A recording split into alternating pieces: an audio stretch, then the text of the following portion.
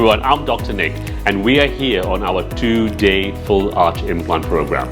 What we learn here how to do is to place implants in our patients and give them fixed teeth on the day. So we had a patient who came in who was edentulous. In this particular case, we put implants in and we gave him a fixed bridge on the same day.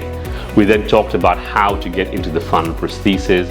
We talked about how to manage implant failures. We also talked about how to manage hygiene therapy with these patients. I think it's so important for us to understand that hygiene is of paramount importance for our full arch patients. If you're interested in this kind of information or providing this kind of treatments to your patients, send me a message and let's have a chat.